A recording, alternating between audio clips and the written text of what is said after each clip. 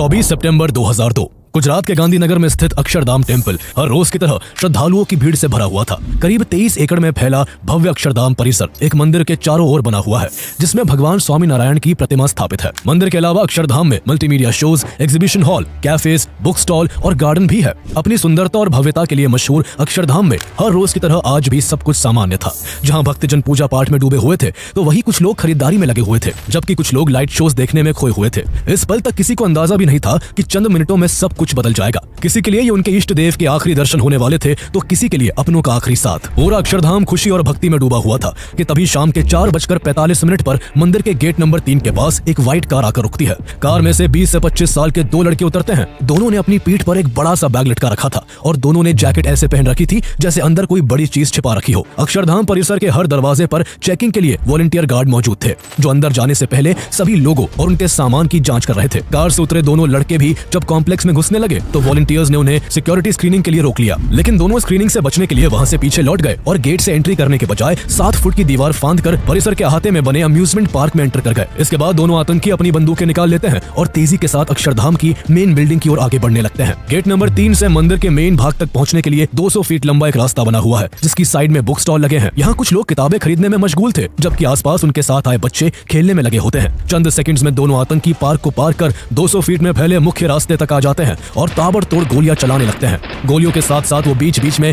भीड़ वाली जगहों पर ग्रेनेड्स भी फेंकने लगते हैं। चारों तरफ गोलियों और धमाकों की आवाजों से पूरा अक्षरधाम परिसर थर्रा उठता है। सुबह से यहाँ फैली शांति चीख पुकार में बदल जाती है। खुशी और भक्ति भरा माहौल चंद मिनटों में हाहाकार का रूप ले लेता है। लोग अपनी जान बचाने के लिए इधर उधर भागने लगते हैं, जिससे वहाँ अफरा तफरी मच जाती है। आतंकी इस तरह से गोलियां चला रहे थे जैसे कोई वीडियो गेम खेल रहे हो। यहाँ उनका सिर्फ एक ही मकसद था, ज्यादा से ज्यादा लोगों की मौत। इसलिए जो भी उन्हें दिखाई पड़ रहा था उसे वो गोलियों से भून डाल रहे थे। मिनटों में ही कई लोग अपनी जिंदगी गंवा बैठे। फूलों से लदा रहने वाला अक्षरधाम खून से सन गया। चारों तरफ केवल धमाकों की आवाज, गोलियों की तड़तड़ाहट और लोगों की चीख गूंज रही थी। क्या बच्चे, क्या बूढ़े और क्या महिलाएं। दोनों वहशी आतंकियों ने किसी को भी नहीं बख्शा। सुमित्रा नाम की एक महिला जो अपने 2 बच्चों के साथ मंदिर घूमने आई थी, वो जब गोलियों की आवाज सुनकर अपने बच्चों के साथ एग्जिट गेट की तरफ भागने लगी तो आतंकियों ने उस पर भी गोली चला दी। एक गोली सुमित्रा के पैर में लगी और वो वही जमीन पर गिर पड़ी। दोनों आतंकी एक वहशी मुस्कुराहट के साथ उसके सर पर आकर खड़े हो जाते हैं। सुमित्रा आतंकियों के पैरों में गिड़गिड़ाकर अपने दोनों बच्चों की जान की भीख मांगने लगती है। पहले तो दोनों आतंकी रहम का दिखावा करके वहां से लौटने लगते हैं, लेकिन फिर अगले ही पल वो पीछे मुड़ते हैं और सुमित्रा के 3 और 4 साल के दोनों मासूम बच्चों को गोलियों से छलनी कर देते हैं। सुमित्रा की आंखों के सामने उसके दोनों बच्चों की जान लेने के बाद आतंकी मुख्य मंदिर की ओर बढ़ने लगते हैं, जहां करीब 35 लोग पूजा में लीन थे। तभी मंदिर के सुपरवाइजर खोद सिंह जाधव की नजर मेन टेम्पल की ओर बढ़ते आतंकियों पर पड़ती है। वो मेन टेम्पल के गेट से बाहर कुछ ही दूरी पर खड़े हुए थे। उन्होंने मंदिर के अंदर मौजूद लोगों की जान बचाने के लिए फौरन मुख्य मंदिर के गेट की ओर एक तेज दौड़ लगा दी। उनकी मंशा को भांपते हुए आतंकियों ने उन पर भी गोली चला दी। गोली उनके पैर में लगी, लेकिन फिर भी वो साहस करके चोटिल पैर से ही मंदिर के गेट की ओर बढ़ते रहे और कुछ ही सेकंड्स में उन्होंने अंदर घुसकर मेन टेम्पल का भारी भरकम गेट अकेले बंद करके वहां मौजूद लोगों को बचा लिया। आतंकियों ने चंद मिनटों में ही यहाँ खौफ और मौत का माहौल बना दिया था। इस बीच कई लोग अपनी जान खो चुके थे और कई लोग घायल अवस्था में डर के मारे कोनों में छिपे हुए थे। उस समय गुजरात के chief minister Narendra Modi industrialist Sanjay Dalmia के साथ मीटिंग में व्यस्त थे कि तभी अटैक होने के 3 मिनट बाद ही उनके घर में लगे लैंडलाइन फोन पर अक्षरधाम टेम्पल के पुजारी विश्व विहारी स्वामी का कॉल आ जाता है। पुजारी सारा माजरा उनके सहकर्मी को पीएफ और स्टेट कमांडो फोर्स एससीएफ की यूनिट्स भी आ पहुंचती है। आते ही सभी फोर्सेस ने कॉम्प्लेक्स को चारों ओर से घेरते हुए अपनी अपनी पोजीशंस लेकर आतंकियों को हर तरफ ढूंढना शुरू कर दिया, लेकिन आतंकी छत पर खुद को बचाने के लिए लगातार अपनी पोजीशंस चेंज कर रहे थे। इसी बीच फोर्सेस ने मेन टेम्पल और एग्जीबिशन हॉल समेत हर जगह से लोगों को सुरक्षित बाहर निकालना शुरू किया। जो लोग घायल हुए थे उन्हें जल्दी ही हॉस्पिटल पहुंचाया गया। काफी देर की मशक्कत के बाद शाम के करीब 7:30 बजे तक फोर्सेस ने अपनी सूझबूझ से सभी लोगों को सुरक्षित मंदिर परिसर से बाहर निकाल लिया। जो आतंकी काफी देर से चूहे की तरह बिल में छुपे हुए थे, उन्होंने लोगों के निकाले जाने के दौरान ही परिक्रमा एरिया में कूदकर सिक्योरिटी फोर्सेस पर गोलियां बरसानी शुरू कर दी। बदले में भारतीय सिपाहियों ने भी गोली का जवाब गोली से दिया, जिसके बाद दोनों तरफ से भयंकर गोलीबारी शुरू हो गई। गुजरात पुलिस के लिए यह पहला मौका था जब उनका सामना आतंकियों से हो रहा था। दोनों तरफ से हैवी फायरिंग जारी थी। इसी बीच आतंकियों के साथ मुठभेड़ में स्टेट कमांडो अर्जुन सिंह गामेती और अल्लाह रखा उनाद जाम शहीद हो गए। अपने साथियों की मौत से स्टेट कमांडोज को गहरा धक्का लगा। उन्हें गुजरात पुलिस, बीएसएफ और सीआरपीएफ के साथ मिलकर आतंकियों का सामना करते हुए कई घंटे हो चुके थे। उन्होंने आतंकियों को अक्षरधाम कॉम्प्लेक्स से भागने से तो रोक दिया था, लेकिन कई घंटों की कोशिश के बाद भी वो आतंकियों को न्यूट्रलाइज नहीं कर पाए थे। सबको अब बेसब्री से बस एनएसजी कमांडोज का इंतजार था।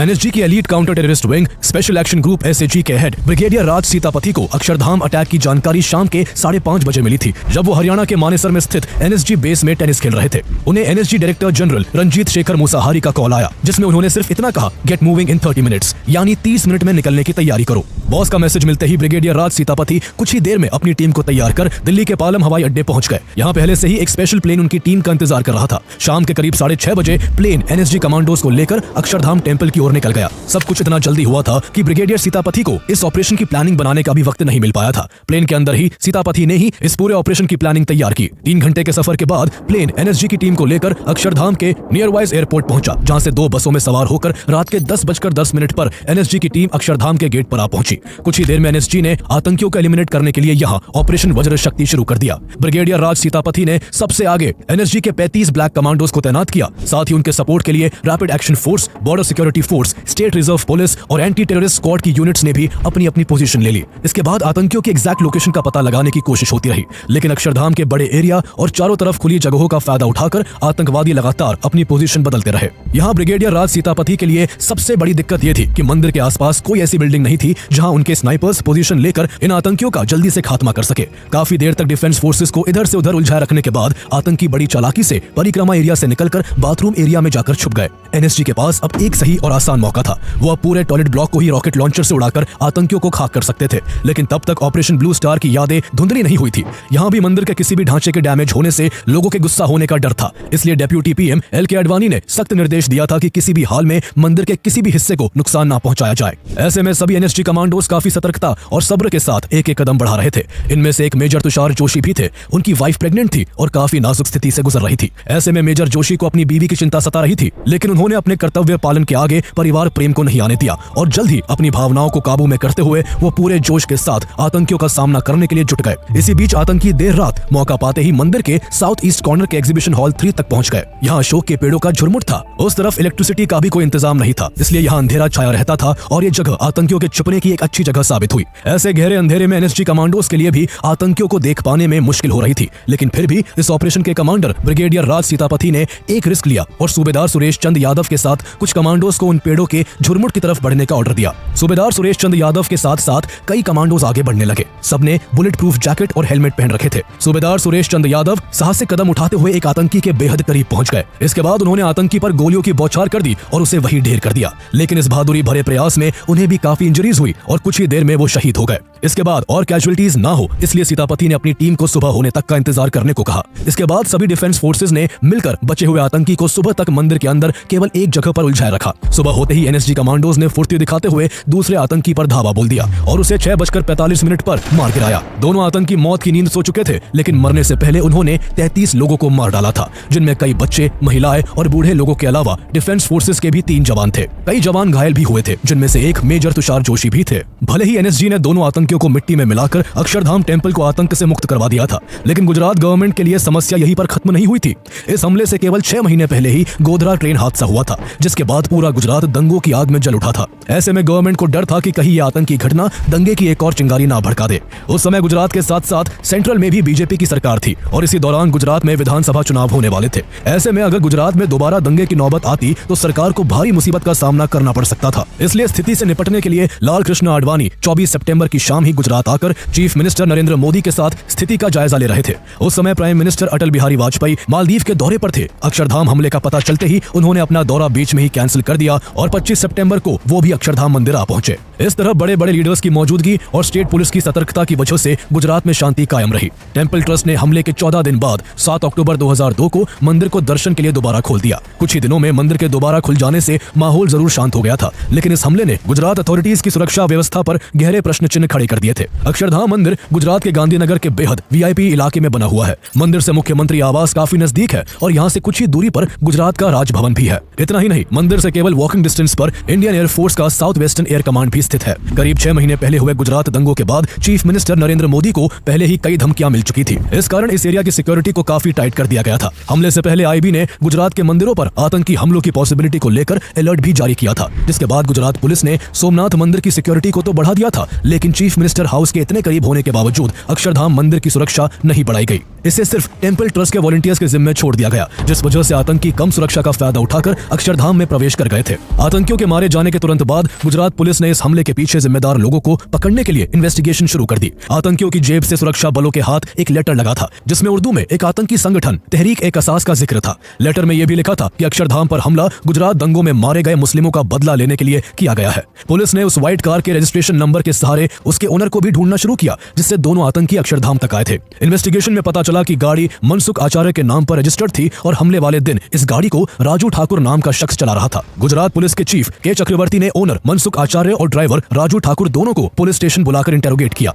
ड्राइवर राजू ठाकुर ने कंफर्म किया कि 24 सितंबर को दो लोग उसकी गाड़ी से दिन के 2 बजे कालूपुर रेलवे स्टेशन से अक्षरधाम टेंपल आए थे, लेकिन उनका क्या इरादा था इसका उसे तब कोई अंदाजा नहीं था। ड्राइवर ने आतंकियों की फोटो देखकर उनकी पहचान भी की, लेकिन अभी तक पुलिस यह पता नहीं लगा पाई थी कि उन दोनों आतंकियों के क्या नाम थे और वो दोनों कहां से आए थे। ऐसे में पुलिस को बड़ी सफलता पाकिस्तान के एक अखबार में छपी एक कॉन्डोलेंस एडवर्टाइजमेंट से लगी। अटैक के केवल 3 दिन बाद 27 सितंबर को पाकिस्तानी अखबार में 2 लोगों की फोटो उनके नाम के साथ एक शोक संदेश के रूप में छपी थी। जब अखबार वाली फोटो को अक्षरधाम में मारे गए आतंकियों की फोटो से मिलाया गया तो दोनों फोटोज मैच कर गई। इसके जरिए पुलिस को आतंकियों की पहचान का पता चल सका कि दोनों आतंकियों के नाम मोहम्मद अमजद और हफीज यासिन थे, जिनका संबंध तहरीक-ए-कसास के साथ साथ लश्कर-ए-ताइबा और जैश-ए-मोहम्मद जैसी टेररिस्ट ऑर्गेनाइजेशन से भी था। अक्षरधाम हमले की जांच शुरू में लोकल क्राइम ब्रांच कर रही थी, लेकिन बाद में इस केस को एंटी टेररिस्ट स्क्वाड ATS को ट्रांसफर कर दिया गया। हमले के लगभग 2 हफ्ते बाद तक ATS की टीम अक्षरधाम परिसर की काफी सावधानी से जांच करती रही। यहाँ से ATS को ग्रेनेड के टुकड़े, कुछ बची गोलियां और मारे गए आतंकियों की जेब से कुछ खाने पीने के सामान मिले, जिन्हें जांच के लिए फॉरेंसिक साइंस लेबोरेटरी भेज दिया गया। इस तरह करीब 1 साल तक इस हमले की जांच चलती रही। 29 अगस्त 2003 को city police commissioner KR Kaushik ने मीडिया को बताया कि अक्षरधाम अटैक से जुड़े 5 लोगों को गुजरात के अलग अलग हिस्सों से अरेस्ट किया गया है, जिन्होंने दोनों आतंकियों की मदद की थी। इनमें सलीम हनीफ शेख, अल्ताफ अकबर हुसैन मलिक, आदम सुलेमान अजमेरी, मुफ्ती अब्दुल कयूम मंसूरी और मौलाना अब्दुल आमिया के नाम थे। प्रेस कॉन्फ्रेंस में कमिश्नर KR कौशिक ने यह भी बताया कि इस हमले की प्लानिंग सऊदी अरेबिया के रियाद में रची गई थी, जिसे अंजाम तक पहुंचाने में पाकिस्तान की टेररिस्ट ऑर्गेनाइजेशंस जैश-ए-मोहम्मद और लश्कर-ए-ताइबा के अलावा पाकिस्तान की ISI ने भी मदद की थी। गुजरात पुलिस की स्टेटमेंट के बाद लग रहा था कि यह केस सॉल्व हो चुका है, लेकिन कुछ दिन बाद इस केस में एक अलग ही एंगल जुड़ जाता है। जम्मू एंड कश्मीर पुलिस इस मामले में चांद खान नाम के एक शख्स को हमले का एक कॉन्स्पिरेटर बताकर अरेस्ट कर लेती है। चांद खान बरेली का रहने वाला था, जिसे जम्मू एंड कश्मीर के अनंतनाग से अरेस्ट किया गया था। जब चांद खान को जम्मू एंड कश्मीर पुलिस ने सख्ती के साथ इंटेरोगेट किया तो उसने बताया कि यह हमला लश्कर-ए-ताइबा के 2 आतंकी शकील और अब्दुल्ला ने किया है। दोनों के साथ वो खुद 19 सितंबर 2002 को अनंतनाग से एक कार से अहमदाबाद के लिए निकला था। इस गाड़ी में दोनों आतंकियों के अलावा चांद खान अपनी पत्नी और बेटी के साथ भी था। कार से उसने पहले अपनी पत्नी और बेटी को बरेली छोड़ा और फिर वो दोनों आतंकियों के साथ हमले से 3 दिन पहले 21 सितंबर 2002 को ट्रेन से जयपुर आ गया।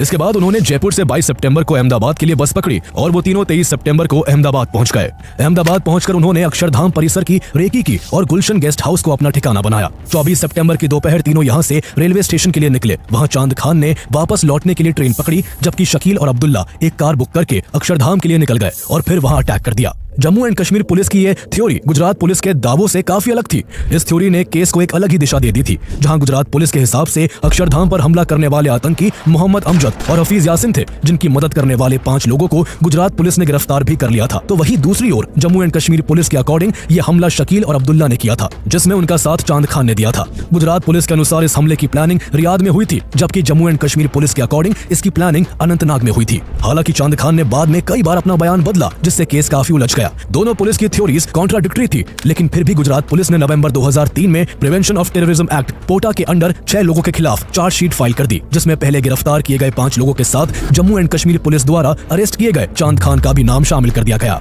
इसके बाद detection of crime branch DCB ने इस हमले में 1750 पन्नों की चार्जशीट फाइल की, जिसमें 34 लोगों को अक्यूज बताया गया। 34 लोगों में से 6 लोग गुजरात पुलिस की कस्टडी में थे, जबकि 28 लोगों को अब्सकॉन्डिंग करार दिया गया। इनमें गैंगस्टर दाऊद इब्राहिम और छोटा शकील का नाम भी शामिल था, जिनके नाम का अरेस्ट वारंट जारी कर दिया गया। इस मामले में कुल 376 विटनेसेस थे, जिसमें से 11 की आइडेंटिटी को रिवील नहीं किया गया। इसके बाद 18 दिसंबर 2003 से पोटा कोर्ट में इस केस की सुनवाई शुरू हुई। पोटा में यह केस करीब 3 सालों तक चलता रहा। जुलाई 2006 में इस मामले की सुनवाई करते हुए पोटा कोर्ट ने अरेस्ट किए गए 6 के 6 लोगों को हमले की साजिश का दोषी मानते हुए सजा सुना दी। आदम अजमेरी को आतंकियों को सिटी में सुरक्षित ठिकाना प्रदान करने, चांद खान को वेपन्स ट्रांसपोर्टिंग और आतंकियों को एस्कॉर्ट करने, जबकि मुफ्ती अब्दुल कयूम मंसूरी को आतंकियों को लॉजिस्टिक सपोर्ट पहुंचाने के लिए मेन कॉन्स्पिरेटर मानते चलते हुए तीनों को डेथ सेंटेंसेस की सजा सुनाई गई। बाकी बचे 3 में से सलीम हनीफ शेख को लाइफ इंप्रिजनमेंट, अब्दुल आमिया को 10 साल की सजा और अल्ताफ हुसैन को 5 साल की सजा सुनाई गई। लेकिन कॉन्विक्ट्स को यह फैसला मंजूर नहीं था, इसलिए 2008 में कॉन्विक्ट्स ने पोटा केस जजमेंट को गुजरात हाई कोर्ट में चैलेंज किया। गुजरात हाई कोर्ट में सुनवाई हुई, लेकिन हाई कोर्ट ने इस फैसले में कोई बदलाव नहीं किया और कॉन्विक्ट्स की सजा को यूं ही बरकरार रखा। इसके बाद इन लोगों ने इसे सुप्रीम कोर्ट में चैलेंज किया, जिस पर 4 साल तक लंबी सुनवाई चली। इसमें वक्त जरूर लगा, लेकिन कॉन्विक्ट्स को सुप्रीम कोर्ट से राहत की सांस मिली। 16 मई 2014 को supreme court justice A.K. Patnaik और वेंकटे गोपाल गौदा ने सुनवाई करते हुए उनकी सजा के फैसले को पूरी तरह से पलटकर सभी 6 के 6 आरोपियों को इस मामले से बरी कर दिया। सुप्रीम कोर्ट ने गुजरात पुलिस की इन्वेस्टिगेशन में सीरियस फ्लॉज का हवाला देते हुए उन्हें फटकार लगाई। सुप्रीम कोर्ट ने कहा कि जिन लोगों को दोषी बताकर सालों तक जेल में रखा गया, उनके खिलाफ पुलिस के पास पर्याप्त सबूत तक नहीं है। सुप्रीम कोर्ट के हिसाब से पुलिस ने कई इंक्रिमिनेटिंग एविडेंस पेश ही नहीं किए थे। विटनेसेस के बयानों में भी कई फॉल्ट्स पाए गए, जिससे अक्यूज के खिलाफ लगे आरोप सुप्रीम कोर्ट में प्रूव नहीं हो सके। सुप्रीम कोर्ट का यह फैसला भारत के जुडिशरी सिस्टम के लिए एक अलार्मिंग कॉल था कि बिना सटीक और पुख्ता प्रमाणों के किसी को ना तो दोषी करार दिया जा सकता है और ना ही उसे सजा दी जा सकती है। इसके बाद गुजरात पुलिस इस हमले के मेन कॉन्स्पिरेटर्स की तलाश में लगी रही। कई आरोपियों को पकड़ा भी गया, जिनमें मोहम्मद यासिन भट्ट का नाम भी शामिल है, लेकिन किसी को भी अभी तक सजा नहीं मिल सकी है। इस तरह इस हमले में जान गंवाने वाले मासूम लोगों को जस्टिस मिलना अभी बाकी है।